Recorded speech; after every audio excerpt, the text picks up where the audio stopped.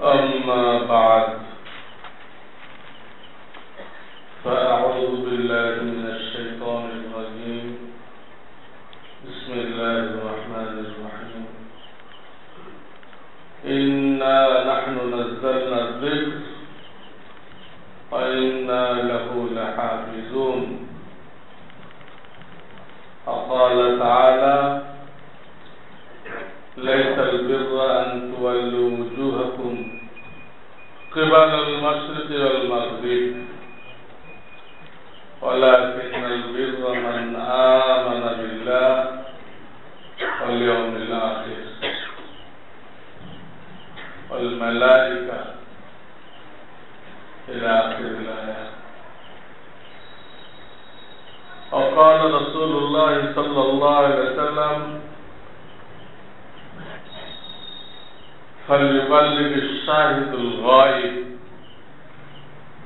أو كما قال رسول الله صلى الله عليه وسلم.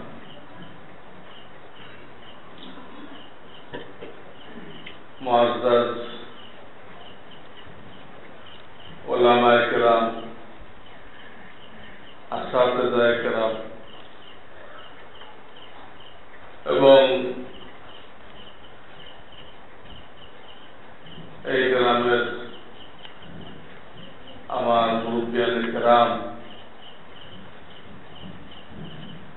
ঢাকা থেকে আগত প্রায় ৮-১০ জনের এক জামাত, বিভিন্ন স্তরের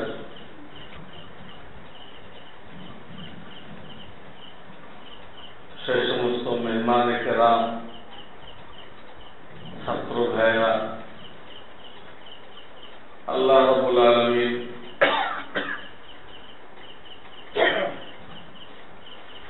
দীর্ঘদিন পরে আমাকে মুরব্বিয়ানে কেরামের সাথে সাক্ষাৎ করার তৌফিক দান করেছেন। আলহামদুলিল্লাহ। প্রত্যেক বছরই ২-৩ বার আসা পড়ে, কিন্তু বিগত বছরটা এমন গেছে যে আসার মতো পরিবেশ ছিল না। এমন অনিরাপত্তা, সব দিক দিয়ে সমস্যা।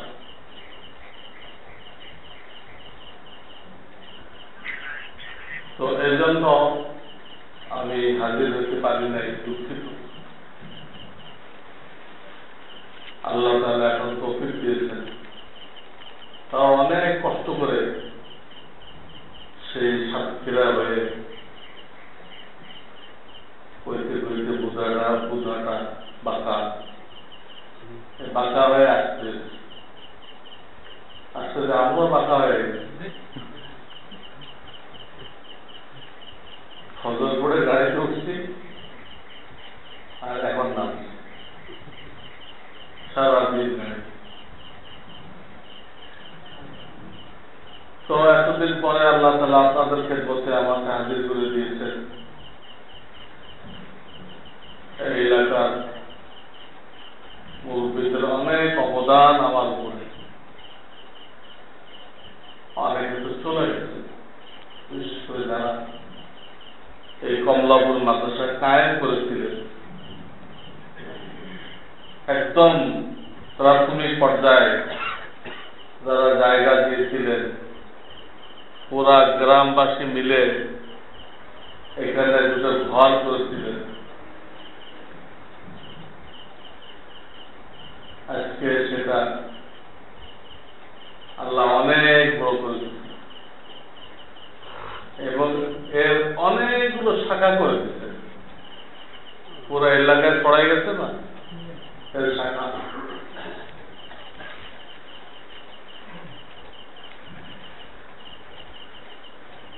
এটা আলামত যে আমাদের মুরব্বীরা যে মেহনতটা করে গেছেন, এটা আল্লাহর দরবারে কবুল হয়েছে। কবুল না হলে সেটা চলে না। সেটা লিখছে মা কানা লিল্লাহি ইয়াবকা,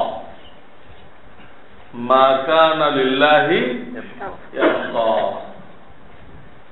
যেটা আল্লাহর জন্য করা হয় সেটা বাকি থাকে। আর যেখানে দুনিয়াবি কোনো মতলব থাকে, স্বার্থ থাকে, ওটা মিটে যায়, আল্লাহ ওটাকে রক্ষা করেন। এই মাদ্রাসা এতদিন ধরে টিকে আছে, এখান থেকে কত হাফেজ, কত আলেম এখান থেকে তৈরি হয়েছে। বাংলাদেশে এবং বাংলাদেশের বাইরে তারা দিনই দায়িত্ব পালন করতেছে। তো আমাদের মুরব্বীরা যারা এই মাদ্রাসা কায়েম করছিলেন, কিছু লোক বেঁচে আছে, কিছু লোক আমাদের পাশে শুয়ে আছে, তারা কবরে সব পাইতেছেন না। হয়তো সে বা বাংলাদেশে আছে, না পাকিস্তানে আছে, বা কোথাও আছে, কিন্তু শুরু যারা করে গেছে বা এখনো যারা লেগে আছে, আল্লাহ সবাইকে সব পৌঁছে দিচ্ছে এবং কিয়ামত পর্যন্ত পৌঁছে দিবে। আমরা থাকবো না। একদিন নবী করিম সাল্লাল্লাহু আলাইহি ওয়াসাল্লাম ঈশার পরে সাহাবায়ে কেরামকে বললেন যে আজকের এই রাতটা নোট করে রাখো, কত তারিখ কি হবে নোট করে রাখো, এখান থেকে হিসাব লাগাও, এখান থেকে 100 বছরের মাথায় নবীজি সাল্লাল্লাহু আলাইহি ওয়াসাল্লাম বললেন, আমরা যারা এখন ভূপৃষ্ঠে আছি, জমিনের উপরে আছি, কেউ জমিনের উপরে থাকবে না, কেউ পুরা এই গাছটা মাটির নিচে থাকবে, চলে যাবে, নতুন একটা ব্যাস আসবে। এই কথাটা যখন নবীজি বলতেছিলেন, এটা 10ম হিজরির কথা। যে বছর মদিনায় গেলেন ওটা 1ম হিজরি, ওখানে 10 বছরের মাথা মৃত্যুর আগে, নদীর থেকে যাওয়ার আগে। এই কথাটা বলছিলেন। পরবর্তীকালে যারা ইতিহাসবিদ তারা বহু ঘাটাঘাটি করে দেখছে, নবীদের কথা, আমাদের প্রিয় নবীদের কথা একদম হুবহু এটা বাস্তবায়িত হয়েছে। কারণ সর্বশেষ যে সাহাবী মারা গেছে, অর্থাৎ ওই সময় তিনি সবচেয়ে কম বয়সে ছিল, ওই মজলিসের তিনি সবচেয়ে কম বয়সে ছিল। তিনি যে মারা গেছেন উনি 110 ছিলেন। আবু তুফাইল, আবু তুফাইল 10 সিদ্ধিতে কথাটা বলতেছেন। আর সর্বশেষ সাহাবী মারা যেতেছে 110। তাহলে 100 বছরের মাথায় সব চলে গেল না, কেউ দুনিয়াতে থাকলো। এরপরে যারা ছিল তাদেরকে সাহাবী বলা হয় নাই, তাদেরকে বলা হয়তো তাবিঈ। কি বলা হয়তো? তাবিঈ। শুধু সাহাবীদের সাথে বসলেই কিন্তু তাবি হইতে পারবে না, শুধু নবীজির মজলিসে বসলেই কিন্তু সাহাবী হইতে পারবে না। নবীজির মজলিসে মুনাফিকরা বসে নাই, তারা কি সাহাবী হয়ে গেছে?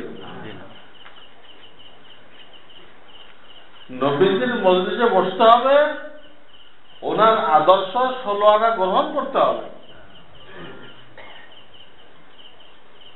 ওর জন্য জান জীবন অক্ষ করতে হবে। আমার জান জীবন, আমার ধন দৌলত, আমার আল আওলাদ, এই আদর্শ বাস্তবায়ন করার জন্য ওই লোকগুলো সাহাবী হয়েছে, বাকিগুলো মুনাফিক। আবার সাহাবীদের মজলিসে যারা বসছিল তারা কিন্তু সবাই তাবী হয়নি। সাহাবীদের আদর্শের উপরে যারা 16 আনা কায়েম ছিল ওই লোকগুলোকে উম্মত তাবী হিসেবে কবুল করছে। আর যারা একটু এদিক ওদিক করছে তারা কেউ হয়েছে খাওয়ারেজ, কেউ হয়েছে রাওয়াফেজ মুতাজিলা, কেউ হয়েছে শিয়া, কেউ হয়েছে জবরিয়া, কেউ হয়েছে কদরিয়া। সাহাবীদের মধ্যে বসে কিন্তু তাবী নাম পায়নি। একটু পণ্ডিতগিরি তারা করছিল, পণ্ডিতগিরি করতে যায় আউট হয়ে। ইসলামে কোনো পণ্ডিতগিরি করার সুযোগ নেই। ওই 1400 বছর আগে নবীজি যা বলে গেছেন ওইটাই বলতে থাকতে হবে, ওইটাই আমল করতে থাকতে হবে। এখানে নতুনত্ব নেই কোনো,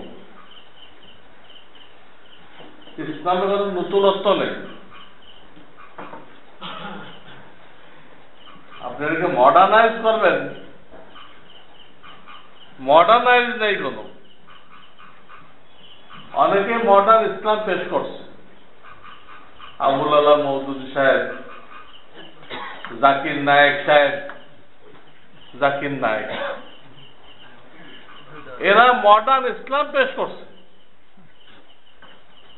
কিন্তু এটা উম্মতের কাছে কি হয়নি, গ্রহণযোগ্য হয় নাই।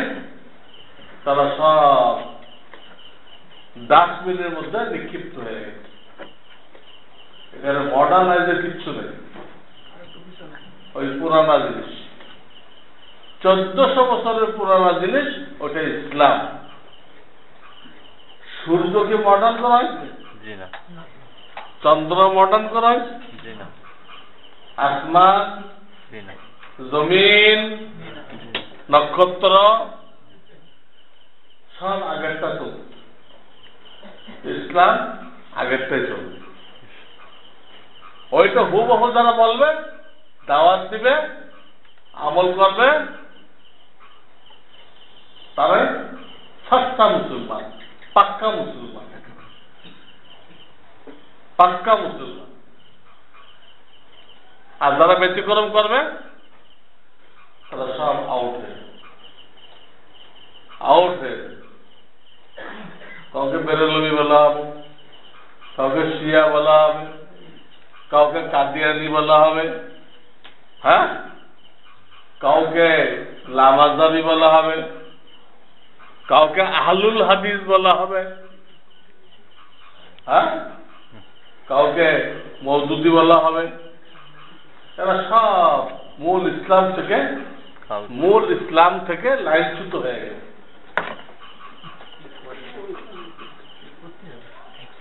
মূল ইসলাম থেকে ভালো, এখান থেকে ভালো।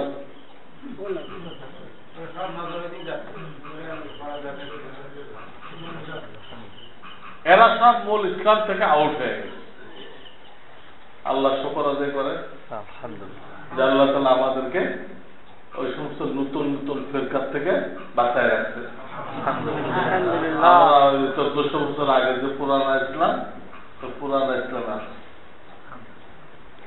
আমাদেরকে কেউ লামাজাবি বলে না, আমাদেরকে কেউ মওদুদিও বলে না, আমাদেরকে কেউ রিজভিও বলে না, আমাদেরকে কেউ বেরেলিও বলে না, আমাদেরকে কেউ শিয়াও বলে না, আমাদেরকে কেউ কাদিয়ানিও বলে না। আমরা আহলে সুন্নাত ওয়াল জামাত, আহলে সুন্নাত ওয়াল জামাত, আহলে হাদিস না। আহলে হাদিস তো গুমরাহ ফিরকা, আহলে সুন্নাত। হাদিস আর সুন্নাত এক জিনিস না। 23 বছরে আল্লাহ রসুল যা বলে গেছেন সব হাদিস, কিন্তু যেগুলো বহাল আছে, রহিত হয় নাই, ওইগুলো সুন্নাত। যেগুলো বহাল আছে ওইগুলো কি সুন্নাত, আর যেগুলো রহিত হয়ে গেছে হাদিস, ওটা হাদিস। যদি আহলে হাদিস নাম দেন সব রহিতগুলো আমল করতে হবে, অথচ আমল করার দায়িত্ব নেই। আমল করার দায়িত্ব যেগুলো শেষ পর্যন্ত বহাল ছিল। এই জন্য নবী করিম সাল্লাল্লাহু আলাইহি ওয়াসাল্লাম কোন হাদিসে বলেন নাই যে তোমরা আমার হাদিস মেনে চলো। কোন মানুষ আজ পর্যন্ত দলিল দিতে পারে নাই হাদিস মানতে বলা হয়েছে। মানতে বলা হয়েছে সুন্নত। আলাইকুম বিসুন্নতি, তোমাদের জন্য বাধ্যতামূলক আমার সুন্নত অনুসরণ করা। বলে তো না যে আলাইকুম বিহাদিসি, হাদিস তো বলে, সুন্নত বলছে। খুব খেয়াল করে, আলাইকুম বিসুন্নতি কিতাবুল্লাহি ওয়া সুন্নাতু রাসূলিহি, সুন্নাত। মান তামাসসাকা বিসুন্নতি, সুন্নাত। মান আহাব্বা সুন্নতি ফাকাদ আহাব্বানি, কি শব্দ? সুন্নাত। সুন্নাত। যত হাদিস দেখবেন সুন্নাত সুন্নাত। এই জন্য আমাদের নাম আলুল হাদিস না, এটা গোমরা ফেরকা। এটা ইহুদিরা খাড়া করছে মুসলমানদেরকে গ্রুপিং করার জন্য। ব্রিটিশ পিরিয়ডের আগে এই নামে কোন ফেরকার দুনিয়াতে ছিল না, ব্রিটিশ হয়েছিল। ওদের যত বই পুস্তক সব ব্রিটিশ থেকে শুরু হয়েছে। 4 মাযহাবের কিতাব সব জামানা ছিল। 4টে মাযহাব সত্য সহি, এই সব মাযহাবের তাফসীরের কিতাব, ফিকহের কিতাব, উসুলে ফিকহ, হাদিসের কিতাব সব জামানা ছিল। কিন্তু একটা লামাযহাবিকে আহলুল হাদিসকে বলেন যে ব্রিটিশ পিরিয়ডের আগে তোমাদের তাফসীরের কিতাব কোনটা? তোমাদের ওলামারা তাফসীর লিখছেন কোনটা? উসুলে তাফসীর কোনটা? তোমাদের কোন আলেমেরা হাদিস জমা করছে? ইমাম বুখারী, মুসলিম যেরকম হাদিস জমা করছে, তোমাদের কে জমা করছে?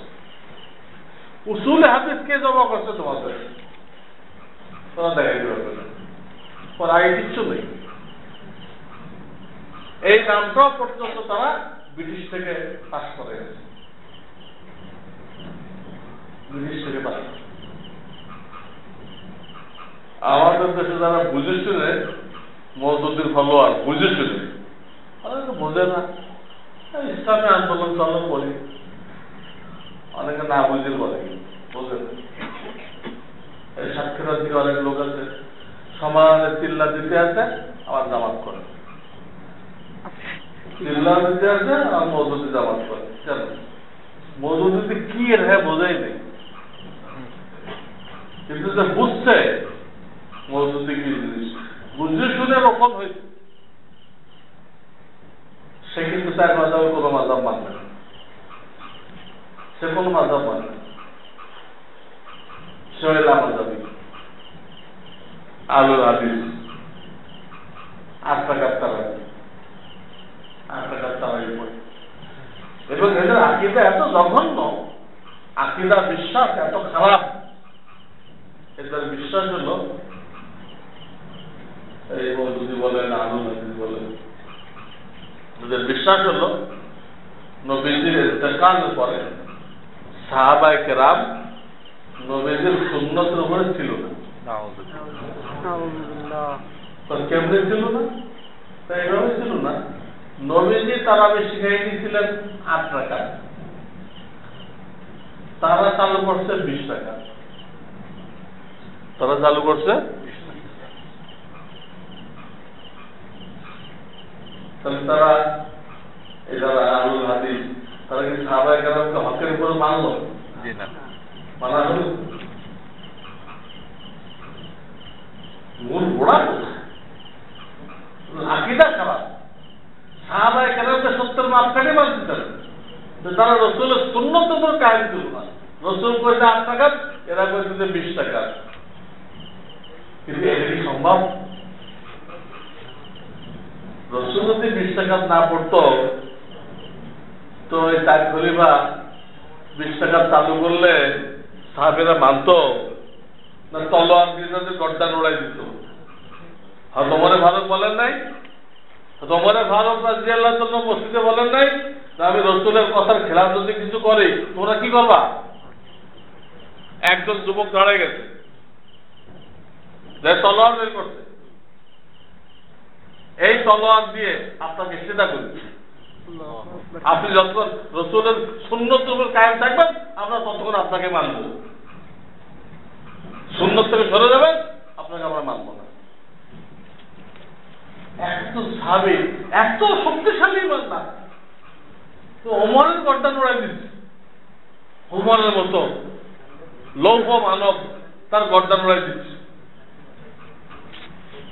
সবার একটা চাদর, তার গায়ে 2টা চাদর কেন? এটা তার ছাড়া নাই। আমাদের একটা চাদর আপনার 2টা কেন? বাইতুল মাল তো সবাই সমান পাইছে, তা আপনি খলিফা বলে 2টা নেবেন? ছেলেকে দাঁড় করে, এই আব্দুল্লাহ বলবো দাঁড়াও, এই আব্দুল্লাহ বলবো দাঁড়াও, কৈফিয়ত দাও।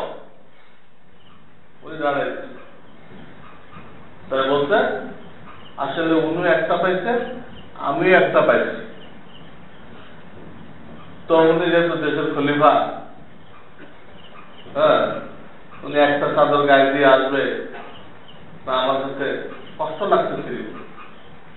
আমি আমার চাদরটা আমার আব্বাকে দিয়ে দিচ্ছি। আসলে ওনার একটাই, 2টাতে দেখতেছেন, তা আমারটা সব। তো 2টা চাদর গায়ে দিয়েছে, এইটা তারা ছাড়া নাই। আর রসুল যদি 8 টাকার তারারি পড়তো আর ওনারা 20 টাকার পড়তেন ছাড়তো? আর মানুষ কি বাড়ায় নাকি? আর ওরা কমায়? মানুষ তো আরাম পেল। রসুল 8 টাকার পড়লে কষ্ট করে 20 টাকার পড়বে নাকি? এই জন্য আকীদা সাংঘাতিক পারা। যারা হক্কানি ওলামায়ে কেরামের সাথে জুড়ে থাকবে, যারা দাওয়াত ও তাবলীগের সাথে জুড়ে থাকবে, আল্লাহ তাদেরকে হেফাজত করবেন। তা না হলে সে টিকে থাকতে পারবে না। সে তো নামাজ পড়ে কিন্তু তার ঈমান নষ্ট হয়ে গেছে। নামাজ পড়ে, মাদ্রাসার টাকা দেয়, হজ করে, উমরা করে, কিন্তু ঈমান নেই। ঈমান তো আলাদা জিনিস। শুধু ঈমান দিয়ে বেঁচতে যাওয়া যায়, শুধু ঈমান দিয়ে বেঁচতে যাওয়া যায়, কিন্তু ঈমানের মধ্যে, বিশ্বাসের মধ্যে, আকীদার মধ্যে কোন ত্রুটি থাকলে তার নামাজ, রোজা, হজ, যাকাত, দান, খয়রাত সব বাতিল, সব বাতিল। বিশ্বাসের মধ্যে কোনো ভুল থাকলে তার কোনো নামাজ গ্রহণযোগ্য হবে না, তার কোনো দান খয়রাত গ্রহণযোগ্য হবে না, সব বাতিল। সবচেয়ে জোর দিতে হবে ঈমানের উপর। আমার লেখা কিতাবুল ঈমান, আপনারা অনেকে পড়ছেন, কিতাবুল ঈমান বাংলা লিখছেন। এটা মসজিদে মসজিদে তালিম করতে হবে, মসজিদে মসজিদে তালিম করতে হবে, ঘরে ঘরে তালিম করতে হবে। এবং এটা দিলের মধ্যে বসানোর জন্য দাওয়াতের লাইনে মেহনত করতে হবে। আল্লাহ একটা সিস্টেম রাখছেন, নিজাম রাখছেন, যে কেউ দাওয়াতের লাইনে মেহনত করবে, যাকে দাওয়াত দিল সে হেদায়েত পাক আর না পাক, এই লোকটার ঈমান আল্লাহ মজবুত করে দেবে। দাওয়াতের লাইনে যে মেহনত করবে তার ঈমানকে আল্লাহ মজবুত করে দেবে। এই জন্য বিভিন্ন আয়াতে ঈমানদারকে ঈমান আনতে বলা হয়েছে। এর কি অর্থ? ঈমানদারকে আমার ঈমান আনতে বলা হয়েছে। তো বাস্তবিকভাবে প্রশ্ন হয়, ঈমান আনতেই আমার কেমন ঈমান আনবে? ইয়া আইয়ুহাল্লাযীনা আমানু আমিনু বিল্লাহি ওয়া রাসূলিহি।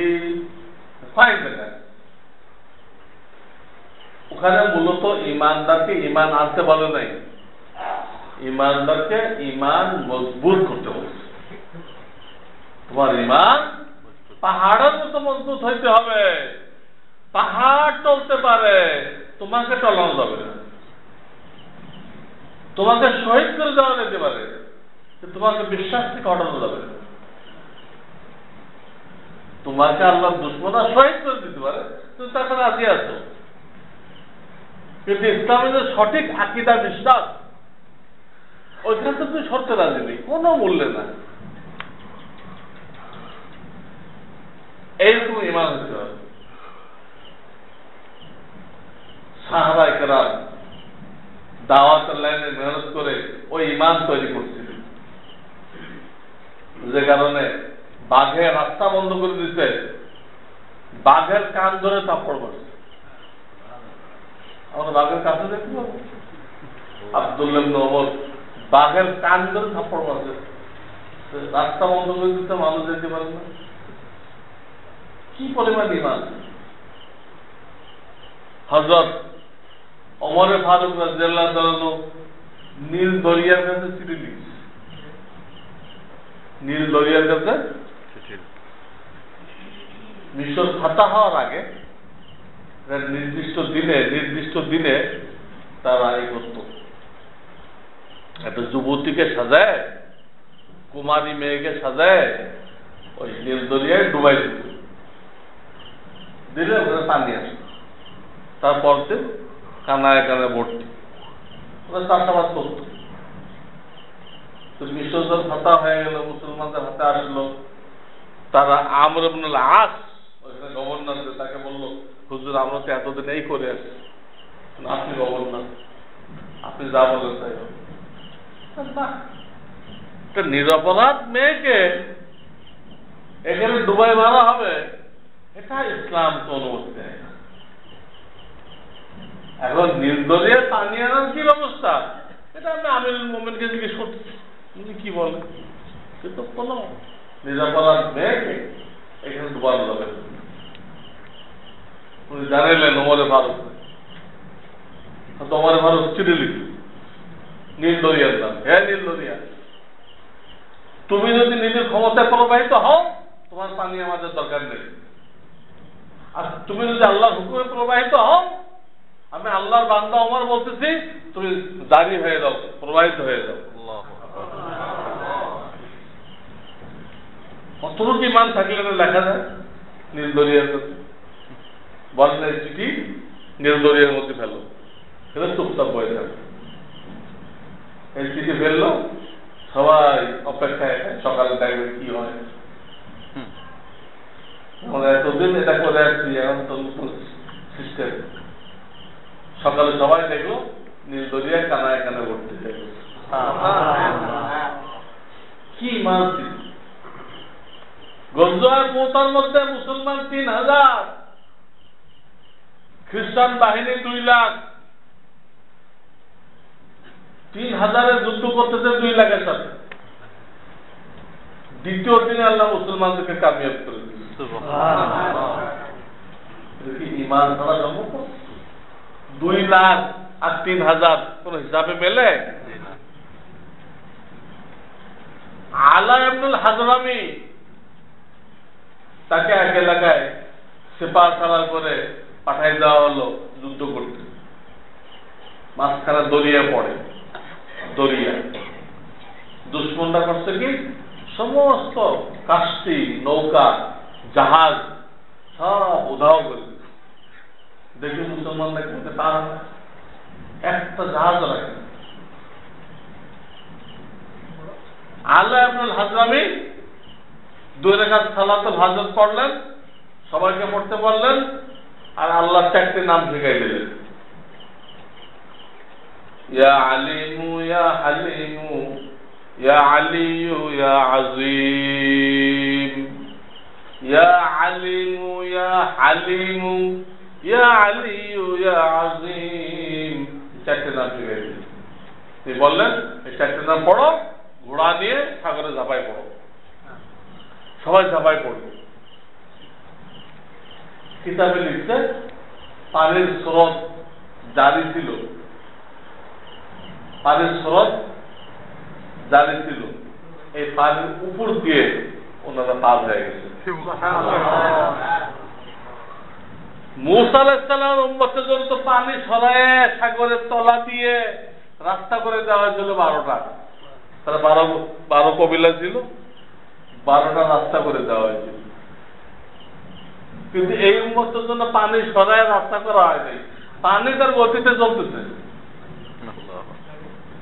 পানির উপর দিয়ে তারা ঘোড়া চালাই দিতে পার হয়ে গেছে। যুদ্ধ করা ছাড়া ওই দেশ ছাতা হয়ে গেছে। যখন দেখতে যারা সাগরের উপর দিয়ে ঘোড়া চড়ে আসতেছে, কেউ ওই দেশে থাকে না, সব পালাই আসছে। এই তো মানুষ নাই, কি আল্লাহ জানে, এদের সাথে তো যুদ্ধ করা যাবে। আল্লাহ, ইরানের সেনাবাহিনী হাজার হাজার হাতি নিয়ে মুসলমানদের সাথে মোকাবেলা করতে আসে। মুসলমানদের কাছে কোনো হাতি নেই, কোনো হাতি নেই। সেনাপতি যিনি সাদ ইবনে আবি ওয়াক্কাস, উনি অসুস্থ, ওনার পিঠের মধ্যে বিরাট এক ফোড়া বেরিয়েছে, চলতে পারে। প্রথম অর্ডার করছে, এই যে সুর উঁচা করে আসতেছে, সুর কেটে দাও, নিজে সুর কেটে দিই, লাভ হয় না কিছু। সুর কাটার পরও ওই হাতে আগে আসে অনেক মুসলমান সৈন্যকে পায়ের নিচে পাড়ায় মারছে। প্রথম যে অর্ডারটা দিচ্ছে এটা কাজ হয়, সুর কাটো। তখন ওনার মাথায় আল্লাহর পক্ষ থেকে আসছে, দ্বিতীয় অর্ডার দিচ্ছে হাতির চোখ লক্ষ্য করে তীর মারো। হাতির চোখ লক্ষ্য করে কি করো? তীর মারো। সাহাবায়ে কেরাম চোখ লক্ষ্য করে তীর মারতে আরম্ভ করছে। এই যে হাতি উল্টার দিকে ভাসছে, উল্টার দিকে ইরানি সৈন্য যারা পিছনে ছিল, হাতি ছাড়া, এইগুলো সব হাতির নিচে পড়ে সব বরবাদ হয়ে গেছে। মুসলমানদের জয়লাভ হয়ে গেছে। কি পরিমাণ ইমানি শক্তি থাকলে তবে এইভাবে দুনিয়া জয় করছে, কল্পনা করা যায়? আর আমরা মার খাইতে কেন মার খাইতে? পত্র পত্রিকায় ছবি আসতেছে, ফিলিস্তিনের ছবি আসতেছে, ডেলি লোক মারা যেতে, সবার দিলে ব্যথা, মায়া লাগছে। আল্লাহ রসুল কত কষ্ট করে উম্মত বানাইছিল, সে উম্মত এইভাবে মত দুঃখ আসে। কিন্তু পাশাপাশি এই প্রশ্ন হয়, সেই লোকগুলোর যে ছবি পত্রিকা আসতেছে, ওর দিকে তাকিয়ে দেখা যায় কারো দাড়ি নেই, লেবাস পোশাকের মধ্যে রসুলের কোনো সুন্দর সুন্দর। আল্লাহ যে সাহায্য করা অদা করতেন, এটাকে নামকে আসতে মুসলমানের জন্য না সঠিক মুসলমানের জন্য?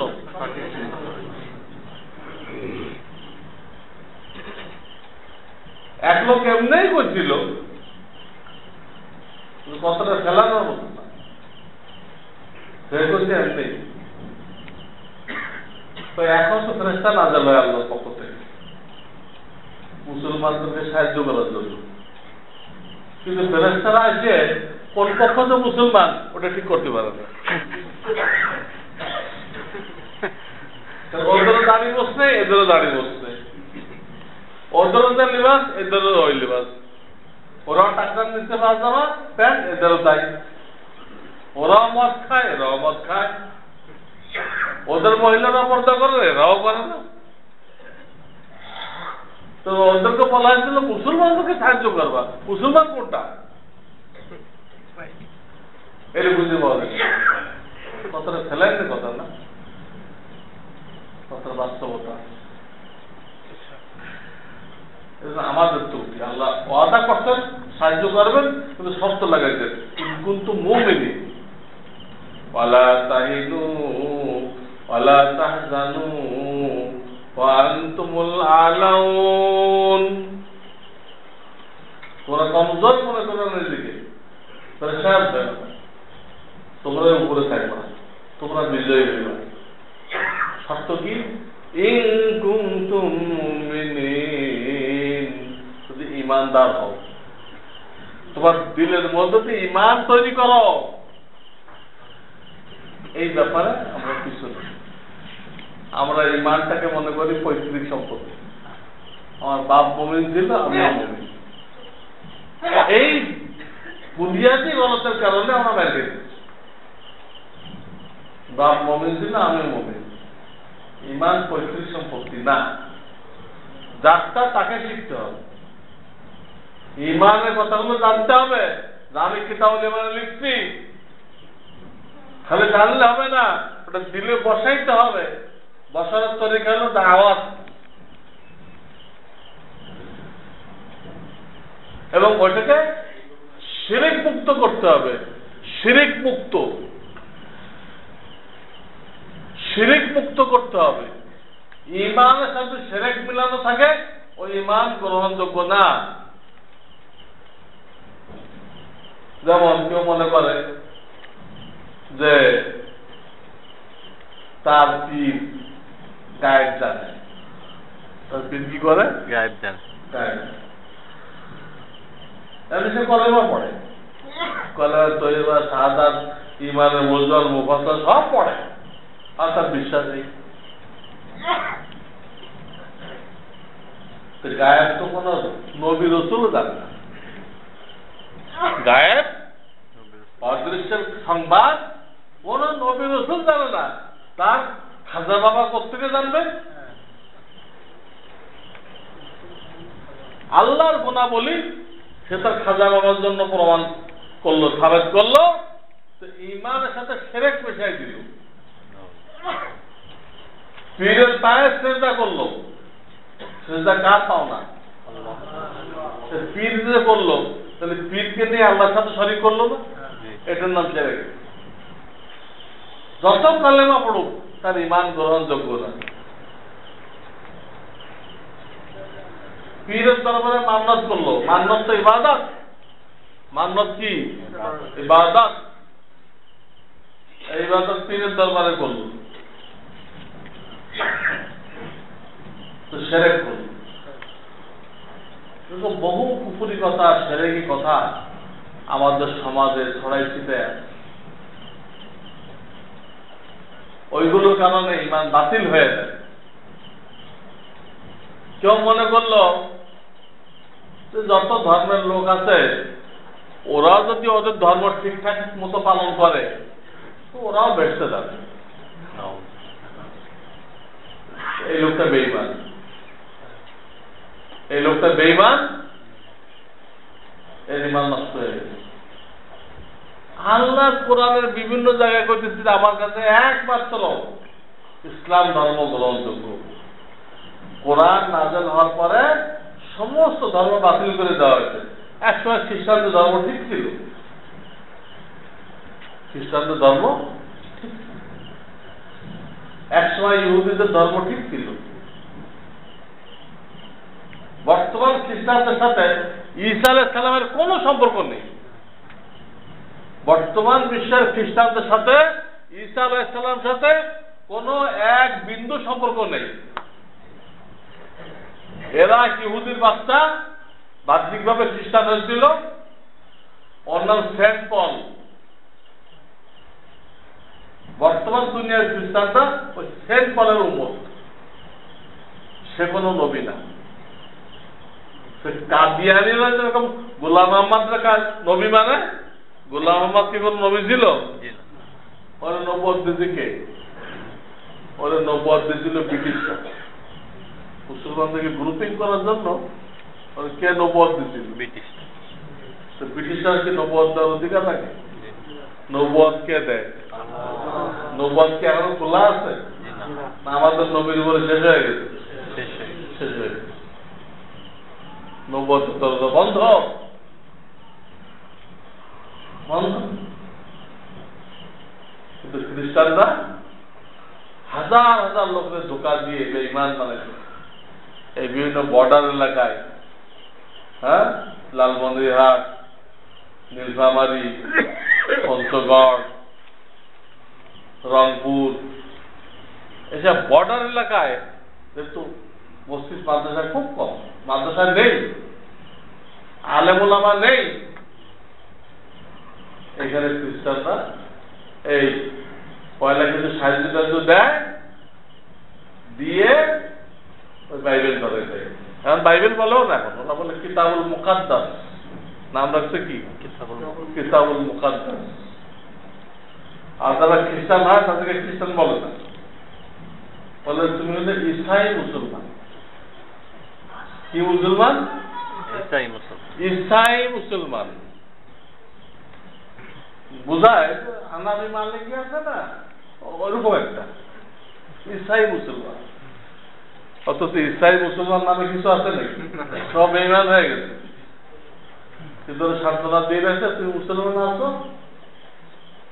কিন্তু সিলেবাস মাস্টার নামের মধ্যে মরলে কিন্তু লাশ তারা নিয়ে দেবে, লাশ দেবে। আমি এখনো দেখতে পারি নাই, ঢাকার থেকে খবর পাইলাম তালার মধ্যে একটা থানা আছে, তালা আছে না, তালা, হ্যাঁ, এই থানার মধ্যে একটা ইউনিয়ন আছে, তার নাম হলো ইসলাম কাঠি। এখানে প্রচুর লোক ওরা খ্রিস্টান হয়ে গেছে, কিন্তু খ্রিস্টানরা শিখাই দিচ্ছে পকেট টুপি রাখবে। কেউ যদি তুমি খ্রিস্টান হয়ে গেছো, কেন এই দেখেন না টুপি, জুমার নামাজ পড়তে দেয়, এগুলো শিখাই দিচ্ছে। কার একটা গরু দিচ্ছে, কারে একটা নগদ টাকা দিচ্ছে, দিয়ে সব ঈসাই মুসলমান মানে। আমি কিছুদিন আগে খবর পাইলাম, তারপর তো প্রেশান। আমি আমার ইচ্ছা খুব তাড়াতাড়ি আবার প্রোগ্রাম করে সময় হাতে নিয়ে আমি ওইখানে আসবো। আচ্ছা, ওই গ্রামের লোকদেরকে কি বোঝানো হয়েছে, কি অপব্যাখ্যা দেওয়া হয়েছে, এটা ভুল বোঝানো হয়েছে। তো খ্রিস্টানরা বোঝায় তোমাদের কিতাবে আছে যে শেষ জামানায় ঈসা আলাইহিস সালাম আসবে আসমান থেকে, তো মুসলমানরা সব ওনার সাথে মিলে যাবে। তো ওনার সাথে মিলতেই হবে, তা আগে ওনার ধর্ম গ্রহণ করে থাকো, উনি সহজেই তোমাকে নিয়ে নেবেন। এই একটা কথা তোমাদের আলেমরাই করতেছে উনি আসমান থেকে আসবে, মুসলমান না ওনার সাথে মিলবে, তা আগেতে থাকবো ওনার সাথে।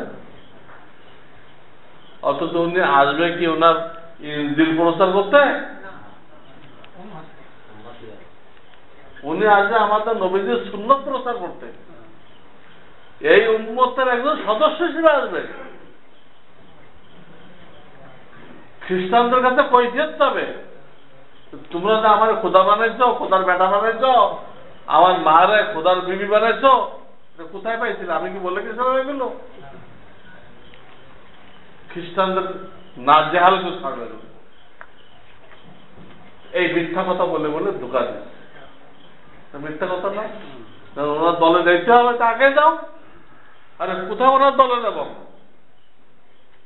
আমরা হুজুরা যেরকম ইসলামের কথা বলি, উনি একজন হুজুর হিসেবে আসবেন, আর ইসলামের কথা বলবেন। তা থেকে আমরা ওনার দলে গেলাম, খ্রিস্টান ধর্মে গেলাম আমরা। তো দেখেন কত বড় ধোঁকা। আর একটা ধোঁকা দেয় যে তোমাদের কোরআন শরীফের মধ্যে আসছে, তোমাদের নবীকে বলা হয়েছে আপনি যদি 70 বার ইস্তেগফার করেন আপনার কোন উম্মতের জন্য, আমি আল্লাহ এটা কবুল করব না। তো তোমার জন্য 70 বার যদি ইস্তেগফার করে, আল্লাহর কাছে ফরিয়াদ করে, আল্লাহ এটা কবুল করবে না। অথচ খ্রিস্টানরা বলে আমাদের নবী বা আমাদের খোদা, ওরা ঈসা আলাইহিস সালামকে খোদাও বলে, খোদার বেটাও বলে।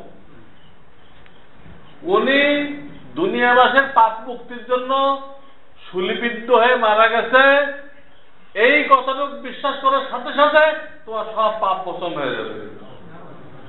তোমার নবী 70 বার মাপ চাইলো, কোনো কাজে আসবে না, কোনো কাজে আসবে না। আর আমার নবীর উপর তুমি যে ঈমান আনলে, সাথে সাথে সব কি হয়ে গেল, মাফ হয়ে গেল, তাহলে তোমার নবীর দলে থেকে লাভ থাকে। কোরআন শরীফ খুলে দেখে তাকাই তো, তিন তাস্তাগফিরুল্লাহ সাবিনা মাররাতান, ঠিকই বলছে। অথচ ওই আয়াতের এই ব্যাখ্যা না। ওই আয়াতটা নাযিল হয়েছে মুনাফিকদের সর্দার, মুনাফিকদের সর্দার, তার নাম হলো আব্দুল্লাহ ইবনে উবাই ইবনে সালুল। খালি মুনাফিক না, মুনাফিকদের হেড অফ দি ডিপার্টমেন্ট,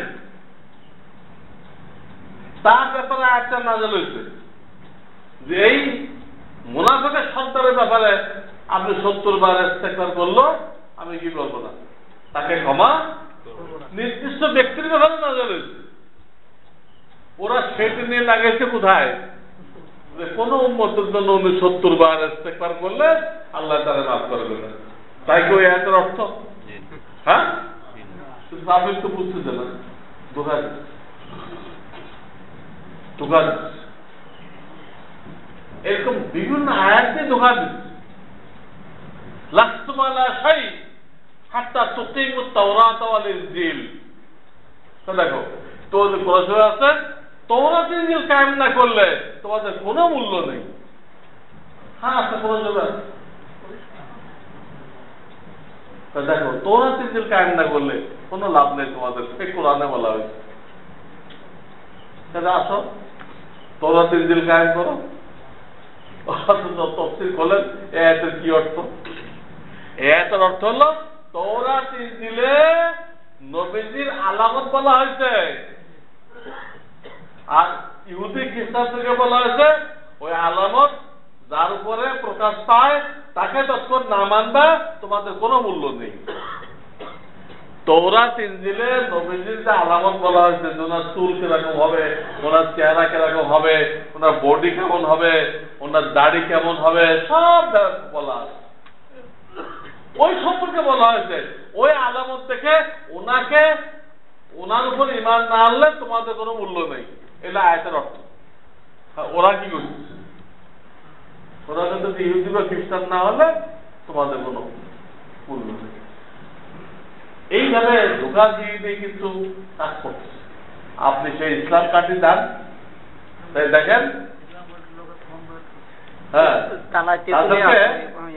এইভাবে কথা বলে বলে খ্রিস্টান বানানো হয়েছে, খ্রিস্টান বানানো হয়েছে। আল্লাহ রাসূল কত কষ্ট করে দান শহীদ করে মাথা ভেঙে এই উম্মত তৈরি করে দিচ্ছে। আমরা এত মুসলমান থাকতে আমাদের চোখের সামনে তারা বেঈমান হয়ে গেছে। আমাদের দিলে কোনো চোট লাগতেছে না, ব্যথা লাগতেছে না। আমার রাসূলের সামনে কি কইতে তুই তারা মাদ্রাসা, আমি জানি না সেই মাদ্রাসা কি দায়িত্ব পালন করছে। একটা মাদ্রাসা তো একটা ক্যান্টনমেন্ট, পুরা জেলার ইমান রক্ষা করা তাদের দায়িত্ব, পুরো থানার ইমান রক্ষা করা ওই মাদ্রাসার দায়িত্ব। আপনার মাদ্রাসা থাকার কোনো অর্থ নেই। তালা থানার উপরে একটা কমই মাদ্রাসা আছে, আমি জানি না, তাদের সাথে আমার কথা হয়নি। তারা কি জানে না ইসলাম কাটিতে এতগুলো লোক খ্রিস্টান হয়ে গেছে, ইসাই মুসলমান মানে খ্রিস্টান হয়ে গেছে, তারা কি জানে না? তারা এই লোকগুলোকে না বুঝায় মাদ্রাসা চালাই দিতে, এই মাদ্রাসা চালানো যায় হচ্ছে। মাদ্রাসা কি জন্য? তাদের উচিত ছিল মাদ্রাসা 1 সপ্তাহ বন্ধ দিয়ে ছাত্র শিক্ষক সব দিয়ে ওই এলাকার উপর মেহনত করে ওই লোকগুলোকে ফেরায় আনা, তারপর আবার মাদ্রাসা চালু করতো। আপনি মাদ্রাসা চালাইবেন আর রাসূলের উম্মত বেঈমান হবে, আর আপনি বইবে মাদ্রাসা চালাইতেছেন। এইরকম মাদ্রাসা চালাইলে ওই মাদ্রাসা চালিয়ে দোজখে যেতে হবে। এইরকম মাদ্রাসা চালানোর দ্বারা দোজখ ছাড়া কিছু আসলে হবে না। শুধু মসজিদ কায়েম করলে বেহেশতে যাওয়া যাবে না, শুধু মাদ্রাসা কায়েম করলে বেহেশতে যাওয়া যাবে না, রাসূলের উম্মতকে বাঁচাইতে হবে। আমাদের হায়াত কি জন্য? আমাদের জান কি জন্য? আমাদের মাল কি জন্য? আমাদের ছেলে সন্তান কি জন্য? সব আল্লাহর দ্বীন প্রচার করার জন্য, আল্লাহর দ্বীন রক্ষা করার জন্য, মুসলমানদেরকে রক্ষা করার জন্য আমাদের জান মাল, ভোগ বিলাসের জন্য না। পোলাও বিরিয়ানি খাওয়ার জন্য না, গাড়ি কেনার জন্য না, বিল্ডিং বানানোর জন্য না। কিসের বিল্ডিং বানাবেন আপনি? আপনি বানাবেন পোড়াইটের বিল্ডিং, এতে বেশি তো পারবেন না। পোড়াই একজনের কাঁচা মাটির মধ্যে থাকে, আপনি পোড়া মাটির মধ্যে থাকে। আল্লাহ আপনার জন্য তৈরি করে রাখছে স্বর্ণ আর রূপার ইটের বিল্ডিং, এটা তৈরি করে।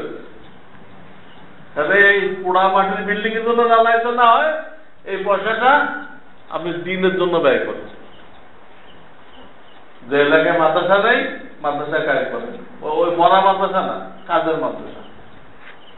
যারা বাচ্চাদেরকে পড়াইবে, যারা বয়স্কদেরকে পড়াইবে, পুরা এলাকার লোকদের পাহারাদারি করবে। কোন জায়গায় খ্রিস্টানরা বা মৌদুদিরা বা লামাজাবিরা মুসলমানদেরকে গুমরাহ করতেছে, ওলামারা পাহারাদার। ওলামারা এই উম্মতের পাহারাদার। কোন দিক দিয়ে হামলা আসতে দিকে না। হামলা খ্রিস্টানদের পক্ষ থেকে আসতে পারে, নাস্তিকদের পক্ষ থেকে আসতে পারে, লামাজাবিদের পক্ষ থেকে আসতে পারে, মৌদুদিদের পক্ষ থেকে আসতে পারে, বেরেলভি যারা রাসূলুল্লাহকে হাজির নাজির বলে ওদের পক্ষ থেকে আসতে পারে। যার পক্ষ থেকে আসুক, ওলামারা দাঁড়ায় যাবে। এটা ওলামাদের কাজ। স্পষ্ট হাদিস, ইয়াহমিলু মিন কুল্লি খালাফিন উদুলুহু ইয়ানফুনা আনহু তাহরিফাল গালিন ওয়া ইনতিহালাল মুবতিলিন ওয়া তা'যীলাল জাহিলিন। এই হাদিস প্রত্যেক জামানায় যারা নীতিবান তারা কোরআন সুন্নাহর ইলম শিখবে। শিখে পয়লা কাজ কি? তাহরিফাল গালিন।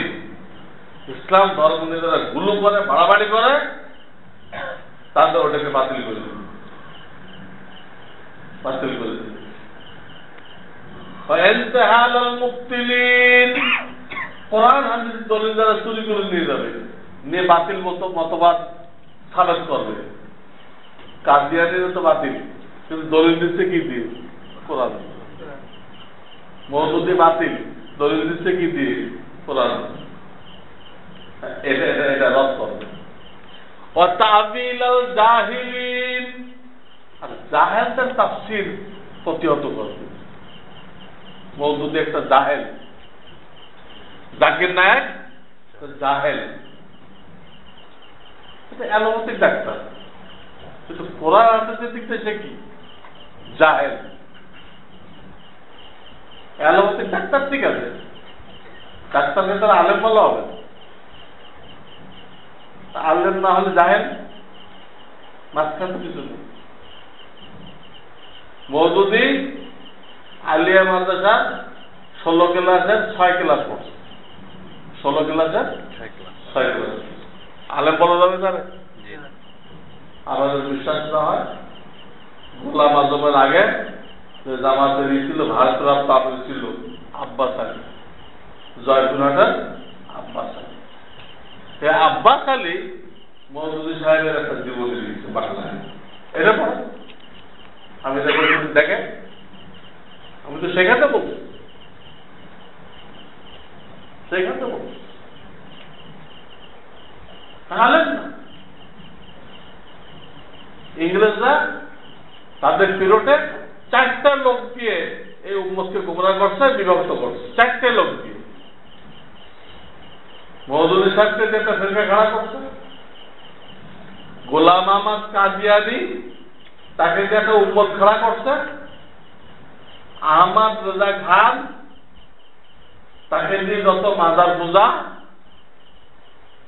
রাসূলুল্লাহ হাজির নাজির, রাসূলুল্লাহ গায়েব জানে, মিলাদ না পড়লে কাফের, উলামায়ে দেওবন্দ কাফের, তাবলীগ করলে কাফের, এইগুলো গোড়াকে আহমদ রেজা খান। ভারতের একটা শহরে তার জন্ম হয়, ওই শহরের নাম হলো উল্টা বাস বেরেলি। উল্টা এই শহরে আমি কয়েকবার গেছি, ওই শহরে কয়েকবার আমি গেছি। সেগুলো ইংরেজদের পক্ষ থেকে এসব মতবাদ ছড়াই গেছে। আর 4 নম্বর ব্যক্তি হল মোহাম্মদ হুসাইন পটালবি। মোহাম্মদ হুসাইন এই লোকটা ইংরেজদের পক্ষ থেকে টাকা খেয়ে ইংরেজদের পক্ষে ফতোয়া দিচ্ছে। ওলামায়ে দাওয়াত ফতোয়া দিচ্ছে ইংরেজদের বিরুদ্ধে জিহাদ করে তাদেরকে তাড়াই দেওয়া ফরজ। ওলামায়ে দাওয়াতের ফতোয়া। আর এই লোকগুলো ফতোয়া দিচ্ছে ইংরেজরা আল্লাহর রহমত, এদের বিরুদ্ধে জিহাদ করা হারাম। কে? এই মোহাম্মদ হুসাইন। এই 4টা লোকরে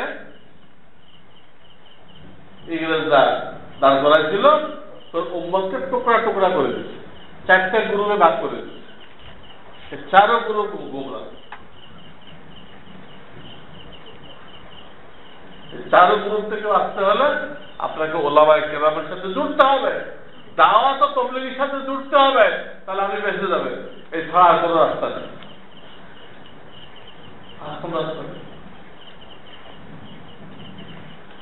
চারটা গ্রুপ। আশ্চর্য জিনিস দেখেন, এই মোহাম্মদ হোসেন পটালবি আহলুল হাদিস নামটাও কিন্তু প্রত্যেকেই করছে, পাস করেছে ব্রিটিশ। এর বিস্তারিত ইতিহাস আমি আছি। ইদানিং আমাদের কিতাব বেরোচ্ছে নতুন, আপনারা দেখেন আমাকে মাযহাব ও তাকলিদ বিস্তারিত লিখছে। এই লোকটা একটা পত্রিকা বের করতো, ইশাআতুস সুন্নাহ। এটা আহলুল হাদিস পত্রিকাটা ইশাআতুস সুন্নাহ। এই পত্রিকায় 25 বছরের মাথায় সে একটা ঘোষণা করছে, এই লোক মোহাম্মদ হোসেন পটালবি, যে ইমানের গণ্ডি থেকে যদি কেউ বের হয়ে যেতে চায় ইমানের গণ্ডি থেকে, তাহলে সহজ রাস্তা হলো যে সে মাযহাব ত্যাগ করুক।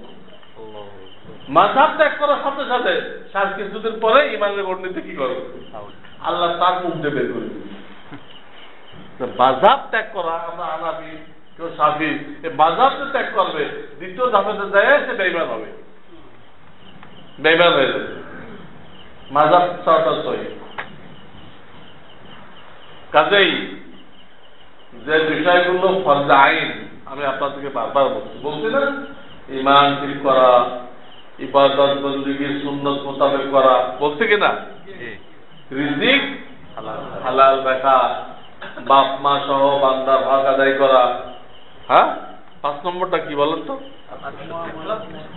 আত্মশুদ্ধি। মুআমালাত তো হলো হালাল রিজিক, রিজিক হালাল রাখা, ওটাকে বলে মুআমালাত। আর বান্দার হক, ওকে কষ্ট না দেওয়া, এটা মুআশারাত। 5 নম্বরটা আত্মশুদ্ধি। আত্মশুদ্ধি কি জিনিস? আমাদের অন্তরের কিছু চাহিদা, এই চাহিদাগুলোর সঠিক ব্যবহার শেখা। আমাদের অন্তরের কিছু চাহিদা আছে, এই চাহিদাগুলো সঠিক ব্যবহার শেখা। রাগ আছে, অন্তরের চাহিদা। প্রত্যেকের মধ্যে দোজকের একটা ছোট্ট টুকরা রেখে দেওয়া হয়েছে, ছোট্ট টুকরা প্রত্যেকের ভিতরে। যে রাগ হয়, ওই টুকরাটা সারা শরীরে ছড়াই যায়, ওই আগুনের কারণে চেহারা লাল হয়ে যায়। হাদিস। এখন এই যে রাগটা উঠলো, এটা কোথায় রাগটা হওয়া যাবে, কোথায় হওয়া যাবে না, এটা ব্যবহার শিখতে হবে। ছেলে নামাজ পড়ে না, ছেলে রাগ হওয়া জরুরি, ফরজ। হ্যাঁ, এরকম কোন শরীয়ত সম্মত কারণ নেই, ছেলে আমাকে রাগ হলো, শুধু তার কথা মানে নাই কেন, সে রাগ হয়ে গেছে। রাগ কার পর হওয়া যায়? যে নিজের অধীনস্থ, অধীনস্থ ছাড়া রাগ হওয়া যায় না। এইভাবে রাগের ব্যবহার শিখতে হবে। অন্তরের রোগগুলোকে একদম মিটাই দেওয়া এটা সম্ভবপর না। মিটাই দেওয়া কি না সম্ভব নয়, থাকবে। কিন্তু ওর ব্যবহার দুই রকম, একটা ব্যবহার সহি, একটা গলত। ব্যবহারটা শিখতে হবে। তাও যদি নরম তবে একটা লোক ছিল, উনি আত্মশুদ্ধি করে এলেন, ওনার নরম যে তবি আছে সেটা কিন্তু দূর হয়নি, নরমই ছিল। কিন্তু যেটা নরম হওয়া নিষেধ সেটা গরম হয়ে গেছে। নরম হওয়া নিষেধ, এই যে তারা জাকাত দিবে না হারাই গেছিল, কিন্তু সবাই যুদ্ধ না করার পক্ষে ছিল, রসুল মানা গেছে করুন হালাল। এখন অবগত কি বলে, অবগত ধমক মারলেন, হ্যাঁ জাব্বারুন ফিল জাহেলিয়া ও খাওয়ারুন ফিল ইসলাম। জাহেলিয়াতে এত বড় বাহাদুর ছিল, আর এখন তুমি এত দুর্বল হয়ে গেলে, বাহাদুর হয়ে গেলে, বাহাদুর হয়ে গেলে।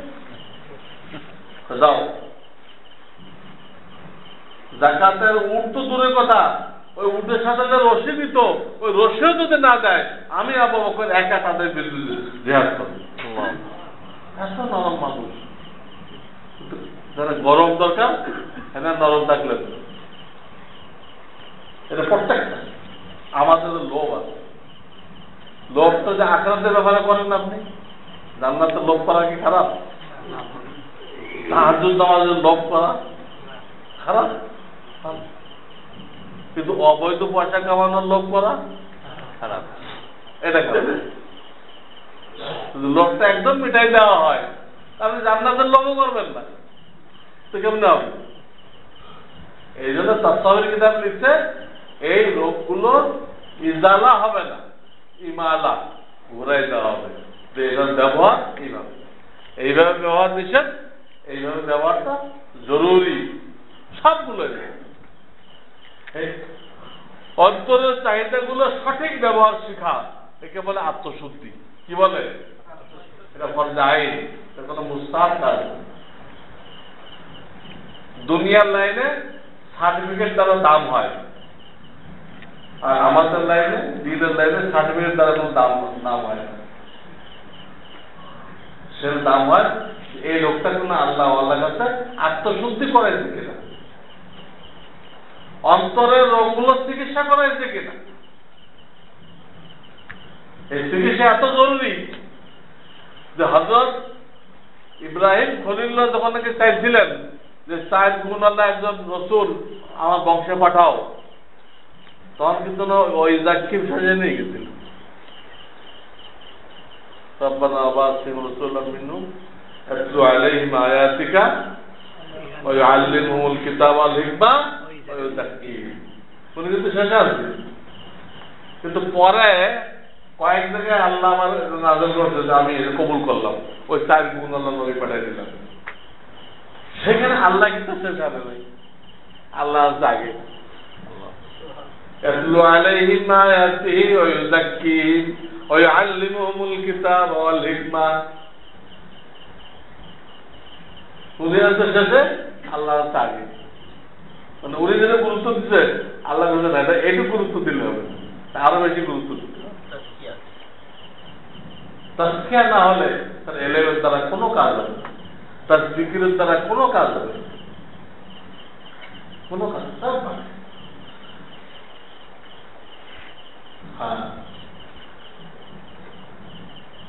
তো এজন্য এই যে 5টা জিনিস বললাম, ঈমান ঠিক করতে হবে, ইবাদত বন্দেগী সুন্নত তরিকায় করতে হবে, রিজিক হালাল রাখতে হবে, বাপ মা সহ বান্দার হক আদায় করতে হবে, আত্মশুদ্ধি করতে হবে।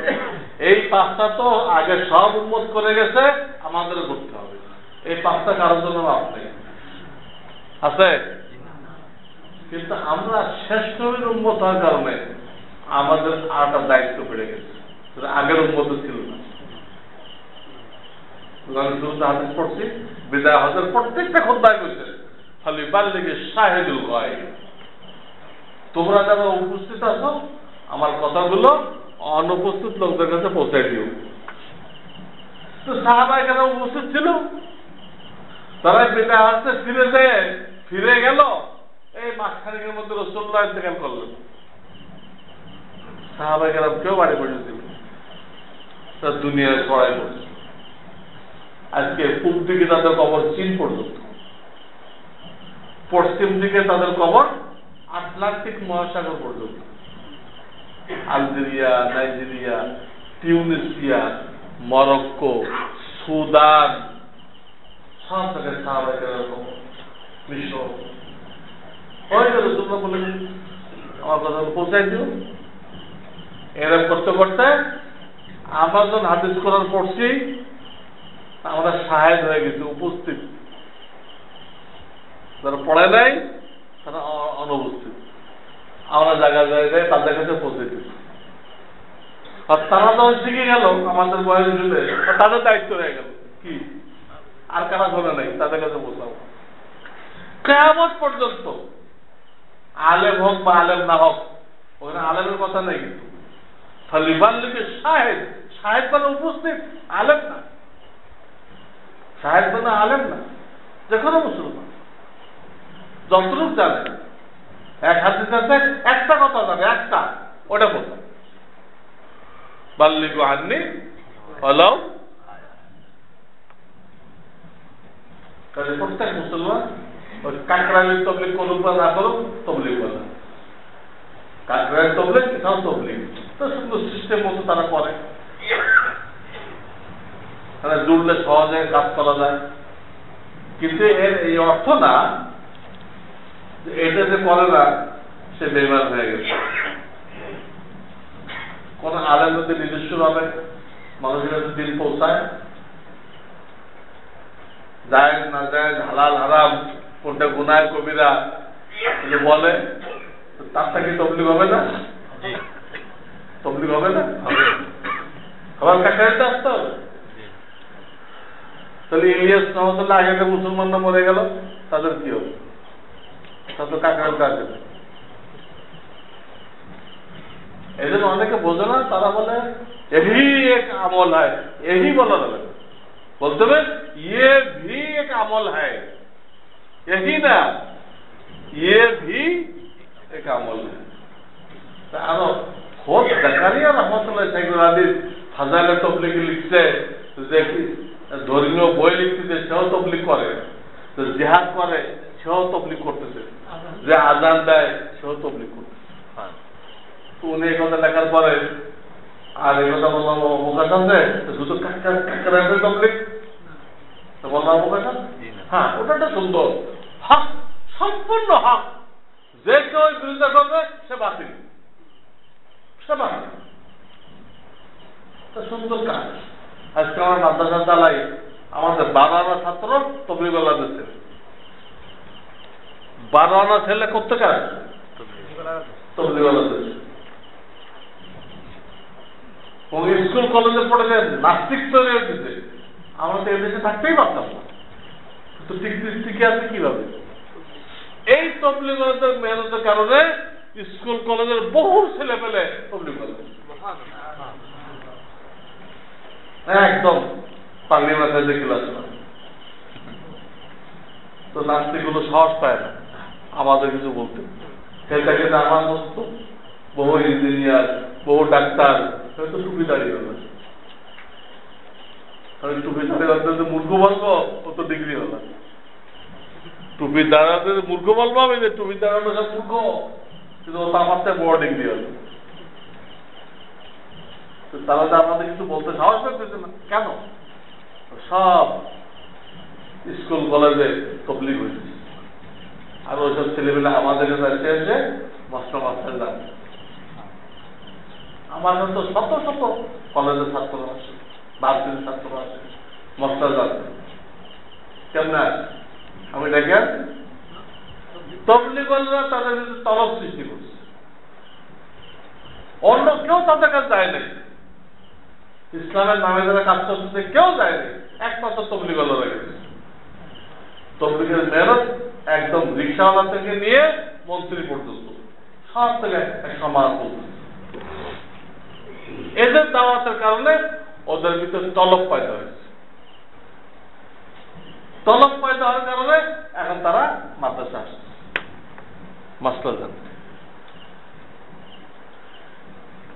আমরা তাদেরকে বিরাট কাজ দিচ্ছে। প্রফেসর হামিদুর রহমান নাম করছে, এক লাইনে মাদ্রাসায় পড়ে, আল্লাহ তাকে বিরাট। তো দেখা গেছে একটা লোক মাদ্রাসায় পড়ে, যদি সে আল্লাহ সহবাতে আসে আল্লাহ তাকে দিয়ে কাজ নেবে। মাদ্রাসায় পড়ে, আল্লাহ সহবাতে আসে, আল্লাহ তাকে দিয়ে কাজ নেবে। তাদের না আসে, ওকে দিয়ে কাজ নেবে না। যদি সে মাদ্রাসায় পড়ছে, মাদ্রাসায় পড়ছে তাও না, বেফাকে ভালো নম্বর পেয়েছে, আল্লাহ কাজ দেবে না। আবার একটা লোক স্কুলে পড়ে, সম্পূর্ণ গলত লাইনে, ডাকাতদের সিলেবাস পড়ে। স্কুল কলেজে ডাকাতদের সিলেবাস পড়ানো হয়, ব্রিটিশরা ডাকাত ছিল, এখনো সারা দুনিয়ার উন্নত। এখন আমেরিকা হলো সবচেয়ে বড় ডাকাত, সবচেয়ে বড় ডাকাত। যেখানে সম্পদ আছে যুদ্ধ লাগে, যে শান্তি বাহিনী পাঠায়, ওরা শান্তি রক্ষা করে, ওদের দিয়ে সব সম্পদ উঠাই দেয়। ওই দুই বাহিনী বানায়, মানে ওদের লড়াই লাগে, দিয়ে জাতিসংঘের পক্ষ থেকে আবার কি করে শান্তি কায়েম করার জন্য লোক পাঠায়, আমরা শান্তি কায়েম করে কিচ্ছু না, সব আইওয়াস। এদিক দিয়ে ওই দেশে সোনার খনি আছে, অমুক প্লাটিনামের খনি আছে, সব উঠে দিয়েছে। এত বড় টাকা, ওই দেশের প্রেসিডেন্ট সবচেয়ে বড় টাকা। এই ডাকাতের সিলেবাস পড়ার পরও যে ছাত্র আল্লাহ আল্লাহদের সোহবত আসতেছে, আল্লাহ তাকে দিয়ে ইসলামের কাজ দিচ্ছে। স্কুলে পড়ে সোহবতে এসে দিনের কাজ করতেছে, আর একজন মাদ্রাসায় পড়ে সোহবতে না আসে আউট। তো দেখা গেল মূল জিনিস হল সোহবত। এই সোহবত থেকে সাহাবায়ে কেরাম কি হয়েছিল? তো বলতেছিলাম যে এই উম্মতের একটা কাজ বেশি আছে। কি কাজ? দাওয়াত। এই দিনের কথাগুলো দুনিয়াবাসীর কাছে দাওয়াত দিতে হবে, এই কথাগুলো পৌঁছে দিতে হবে। তো দাওয়াতের কাজ করবে না, সে খতম নবুয়ত মানে না। তো দাওয়াতের কাজ করে না, সে খতম নবুয়ত মানে না। খতম নবুয়তের দাবি কি? তো নবী যখন আসবে না, আমাকে কাজ করতে হবে। তোমার সে কাজ করতে রাজি না, তো বোঝানো সে অপেক্ষা করতেছে নবী আসবে, আচ্ছা উনি করবেন। আসল তো দাওয়াতের কাজ নবীরা করে, তো এদের করতেছে না, তো কি বোঝা গেল? ইনডাইরেক্ট কি বোঝা গেল? তো সে নবী আসার অপেক্ষা করতেছে, তিনি এসে বলবে, তো নবী আসবে নাকি? আমাদের করতে হবে। এই কাজের কারণে খায়রের উম্মত বলা হয়েছে। আমাদের যে খায়রের উম্মতের টাইটেল দেওয়া হয়েছে, দাওয়াতের কাজের জন্য। তো মাদ্রাসা কি? এই দাওয়াতের কাজের কর্মী বাহিনী তৈরি করার জন্য মাদ্রাসা। আর মসজিদ কি? ওই দাওয়াতের কাজ জারি করার জন্য মসজিদ। মসজিদের ভিতরে মশারা হবে, মশারা হয়ে লোকেরা ছড়াই পড়বে, ছড়াই পড়ে সবাইকে দাওয়াত দিয়ে কি করবে? মসজিদে নিয়ে আসবে, আর তাদেরকে তালিম দিবে। দাওয়াত দিয়ে নিয়ে আসবে, পরে এই 5টা দিনের যে পর্যায়ে তালিম। মাদ্রাসা কর্মী বাহিনী তৈরি, এখানে শুধু বাহিনী তৈরি করা, এটা কারখানা। কারখানায়, কারখানা কিন্তু মূল উদ্দেশ্য না, মূল উদ্দেশ্য না। জুতা তৈরি করা মূল উদ্দেশ্য না, উদ্দেশ্য তো পড়া। কারখানাতে যে লোকগুলো তৈরি হলো, তারা দাওয়াতে লাগছে কিনা? তারা লোকদেরকে মসজিদে এনে দিন শিখাই দিতে কিনা? তাহলে মাদ্রাসা কামিয়াব। কামিয়াব হাকিমুল উম্মত থানভী সাহেব আল ইলম ওয়াল উলামা কিতাবে লিখছে যে মাদ্রাসা হলো মুকাদ্দামা। মুকাদ্দামা মানে হলো প্রাথমিক একটা কাজ, ওসিলা। মূল উদ্দেশ্য এলা কালিমাতিল্লাহ, পৃথিবীতে আল্লাহ দিন কায়েম করা। কায়েম করবেন তো লোক লাগবে না? সে লোকটা কই তৈরি হবে? লোকটা কোথায় তৈরি হবে? উদ্দেশ্য তো লিতাকুনা কালিমাতুল্লাহি হিয়াল উলিয়া, এটা হলো উদ্দেশ্য। কিন্তু ওই উদ্দেশ্য বাস্তবায়ন করতে গেলে কি লাগবে? সহি লাগবে, সহি আলেম লাগবে, হক্কানি আলেম লাগবে। যে কোনো কথা দাওয়াত দেওয়া যাবে, আল্লাহ যে কোনো কথা দাওয়াত যদি বলে নাই, ইয়া আইয়ুহার রাসূল বাল্লিগ মা উনজিলা ইলাইকা মির রাব্বিক, যা আপনার রবের পক্ষ থেকে নাযিল করা হয়েছে ওটা তাবলীগ করেন। আপনার নিজের কথা তাবলীগ করলে হবে? আল্লাহ কি নাযিল করছে ওটা তাবলীগ করতে হবে। ওটা তাবলীগ করতে হলে মাদ্রাসা লাগে। হযরত মাওলানা ইলিয়াস রাহমাতুল্লাহ আলাইহি মাদ্রাসার লোক না? জি। উনি খানকার লোক না? জি। উনি গঙ্গেশ্বর খানকায় বছরকে বছর চিল্লা লাগায় নাই? এমনি আল্লাহ ওনাকে দিয়ে এত বড় কাজ দিচ্ছে। দাওয়াত মাদ্রাসার ছাত্র, উনি গঙ্গেশ্বর খানকার ছাত্র, খানকার পুরী। এরপর আল্লাহ এত বড় কাজ দিচ্ছে তাকে, এত বড় কাজ। এই জন্য ভাই আমাদের এই কথাটা বুঝতে হবে, এই যে পাঁচটা বললাম, এই পাঁচটা আমরা আমল করব, আর এই পাঁচটার জন্য কর্মী তৈরি করতে হবে। এর জন্য মাদ্রাসা কায়েম করবো, জায়গায় জায়গায় যেখানে মাদ্রাসা নেই মাদ্রাসা কায়েম করতে হবে। আজকে মাদ্রাসার ছাত্ররা, শিক্ষকরা সবাইকে দাওয়াত দিয়ে মসজিদে এনে দিন শিখে দিই। ওই কর্মী বাহিনীর কাজের ময়দান হলো মসজিদ, গাছ করে মাঠে শিখায় কোন জায়গায় নেই? মসজিদ। রসুলের জামানা একটা দুটি মসজিদ, মাদ্রাসা একটা দুটি, যেটাই মসজিদ ওটা বারান্দা ছিল মাদ্রাসা। পরবর্তীকালে একটা ইন্তজামী সুবিধার জন্য মাদ্রাসাকে সীমান্ত করে দেওয়া হয়েছে। মূলত এটা কিন্তু মসজিদের বারান্দায় না। আমাদের জাতীয় সঙ্গীত পড়ি না কেন? রবি ঠাকুরের গান তো কি মসজিদে পড়া যাবে? রবি ঠাকুরের গান মসজিদে পড়া যাবে? তো মাদ্রাসাও পড়া যাবে। এগুলো পড়া যাবে না। মাদ্রাসা মসজিদের বারান্দা, মাদ্রাসা মসজিদের অংশ, গান পড়া যাবে না।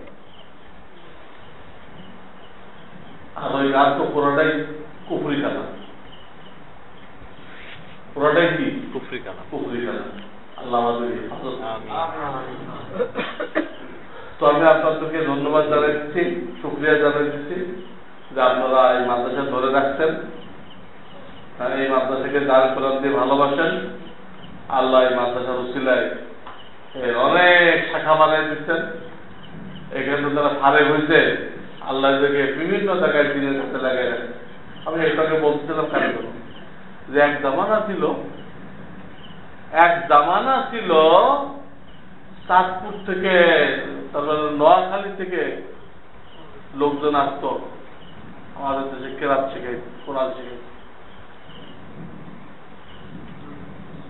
সেসব এলাকায় এরকম পাশে পড়ছে, তারা স্বাস্থ্য টাকা কামাইছে।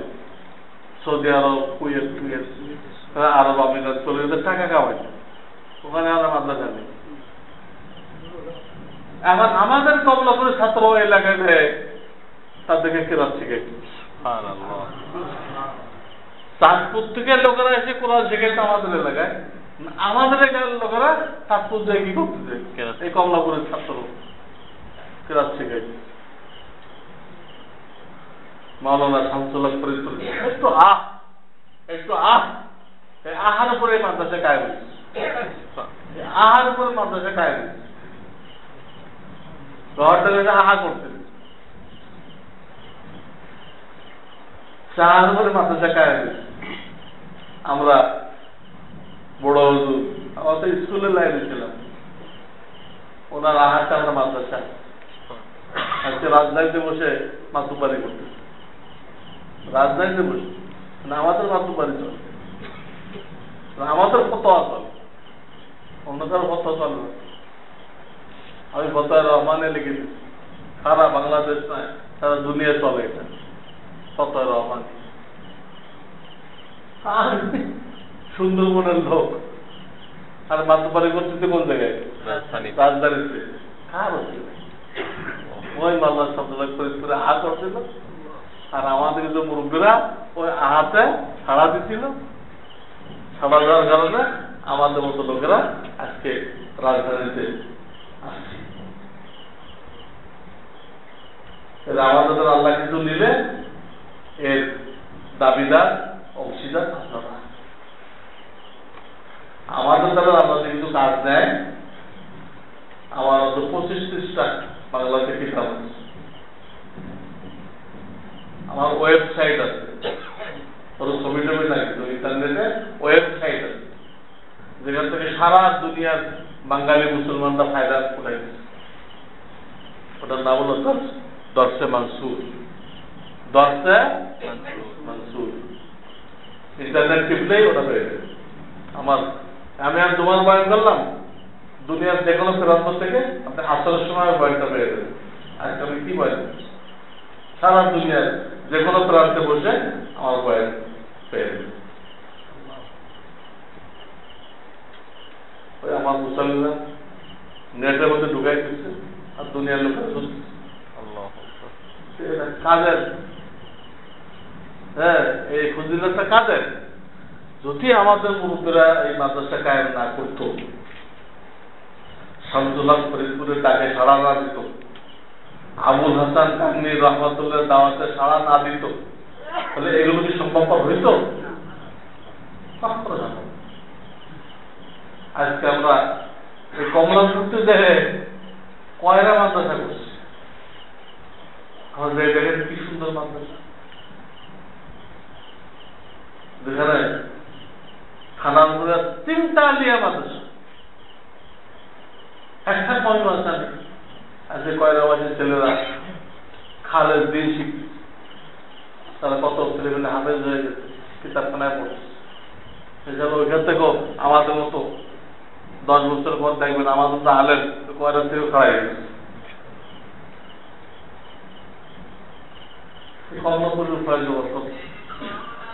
আমি এখন আসছি তো ওই কয়রার জন্য। আমি আসি তো ঢাকার কিন্তু ব্যবহার থাকে আমার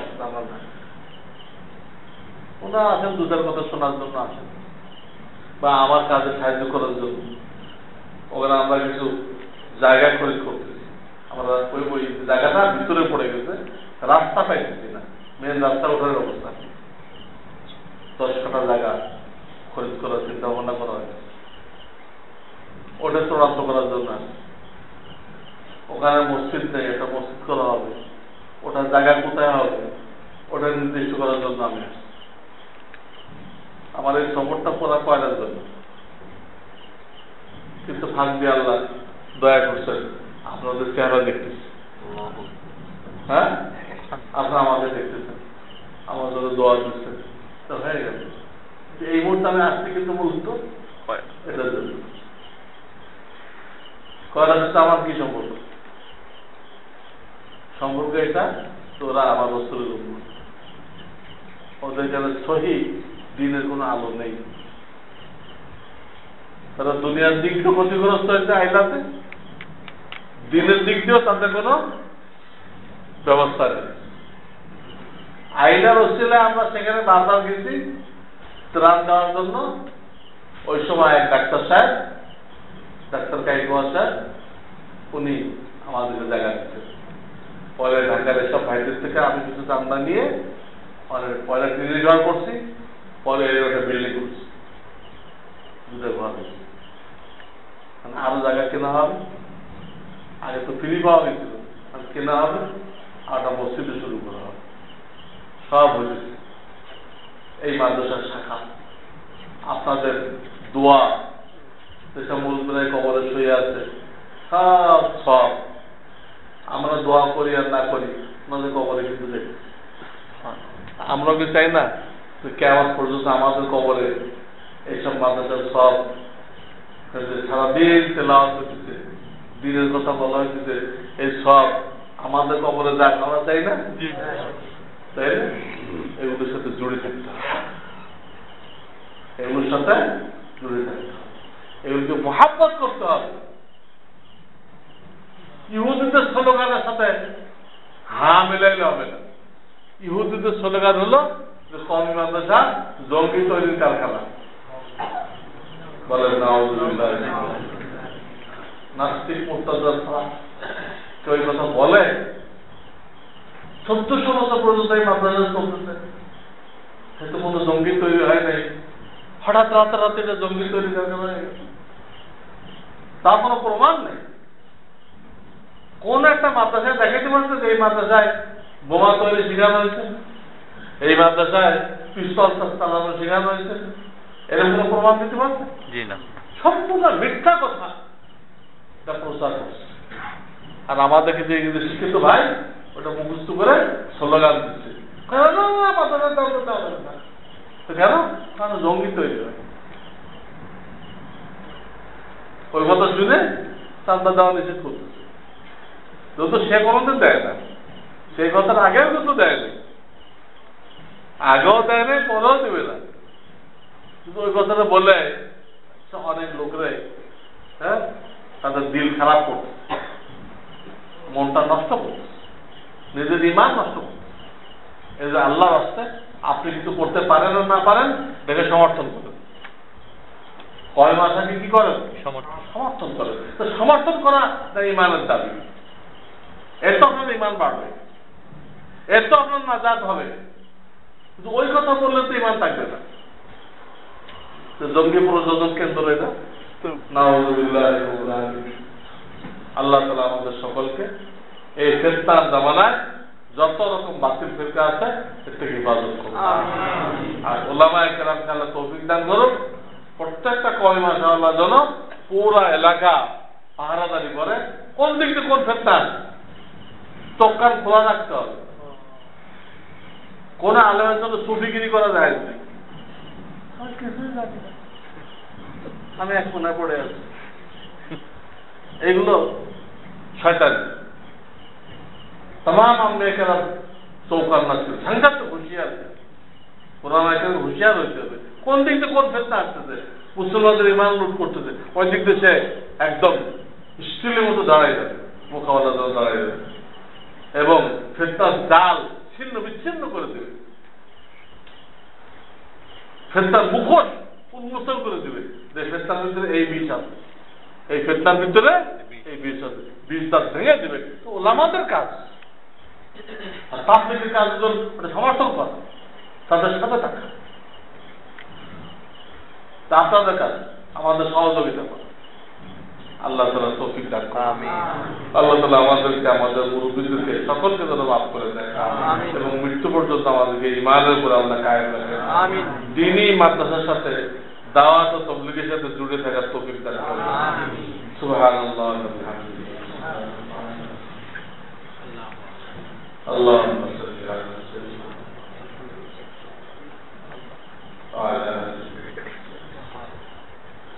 ربنا لا تزغ وهب لنا من لدنك رحمة يا حي يا قيوم يا حي يا قيوم اصلح لنا الشأن ولا تكلنا إلى أنفسنا يا رب العالمين আমাদের সকলকে মাফ করে দাও। আল্লাহ আমাদের সমস্ত মুরব্বিদেরকে মাফ করে দাও। আল্লাহ আমাদের আব্বা আম্মা, আমাদের দাদা দাদি, সবাইকে মাফ করে দাও। আল্লাহ যারা হায়াত আছে তাদেরকেও মাফ করে দাও। আল্লাহ যারা কবরে চলে গেছে, আল্লাহ তোমার দরবারে চলে গেছে, আল্লাহ তাদেরকে মাফ করে দাও। আল্লাহ তাদের কবরকে জান্নাতের বাগান বানায় দাও। আল্লাহ তাদের ভুল ত্রুটিকে মাফ করে দাও। আল্লাহ আমরা যারা হায়াত আছি আমাদেরকে ঈমানি জিন্দেগি দান করো, আমাদেরকে সুন্নতি জিন্দেগি দান করো। আল্লাহ আমাদেরকে শান্তির জিন্দেগি, হায়াত তৈয়বা দান করো।